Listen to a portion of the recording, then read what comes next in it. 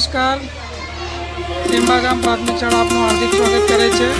જીવન કૌશલ્ય બાળમેળા અંતર્ગત આજે ધોરણ 8ના વિદ્યાર્થીઓ લીંબુ શરબત બનાવી રહ્યા છે. તો આપ સૌનું શું નામ છે જરા જણાવશો? તમારું સરસ. શું બનાવી રહ્યા છો આજે તમે? લીંબુ શરબત. લીંબુ શરબત બનાવવા માટે પહેલું શું શું લીધું છે તમે જરા વસ્તુ જણાવી દેજો. લીંબુ, જીરું, પાણી. સરસ. હવે કેવી રીતના બનાવશો? પહેલું શું કરશો? બરાબર.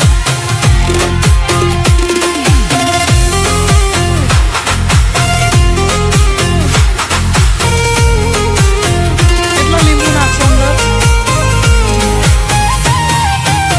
પાણીની માત્રામાં, જેટલું પાણી છે એની માત્રામાં ટેસ્ટ આવેલો લીંબુ નાખવું પડે. બરાબર.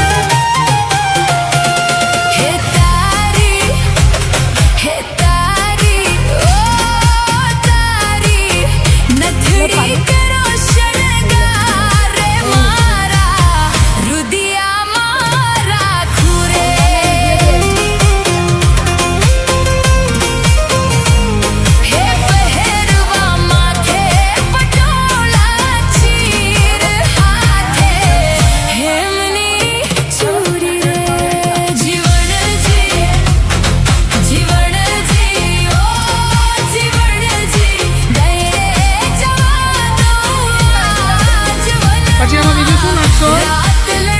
જીરું.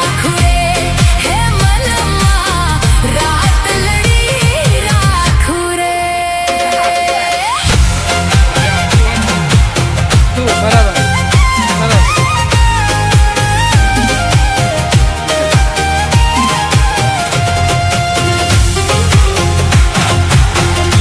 લીંબુ શરબત બની રહ્યો છે. હવે એનો જરા ટેસ્ટ કરી લો. કેવી રીતના બાળકો બનાવે છે.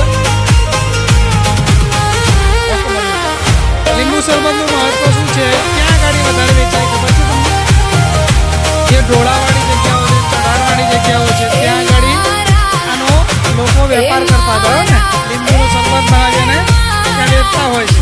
તો ભવિષ્યમાં આ એક આર્થિક ઉપાર્જન માટેનું એક સાધન છે. બરાબર. આપણે પણ ઘરે કોઈ મહેમાન આવે તો તાત્કાલિક લીંબુ હોય તો શરબત બનાવીને આપણે એને પીવડાવી શકીએ છીએ. બરાબર.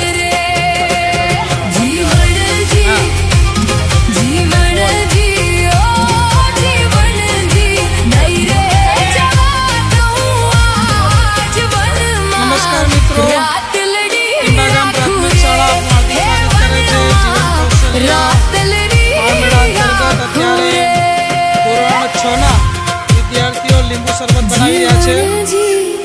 લીંબુ શરબત બનાવવા માટે શું શું ઉપયોગ કર્યો તમે અંદર જરા કહેશો? બરાબર. લીંબુ, મીઠું. બરાબર. સરસ. જલજીરા. કેટલા ગ્લાસ? સરસ. સરસ. બધાનું માપ સરખું રહેવું જોઈએ. ખટાશ, ખાંડ, મીઠું, જલજીરા બધાનું માપ એક સરખું રહેવું જોઈએ.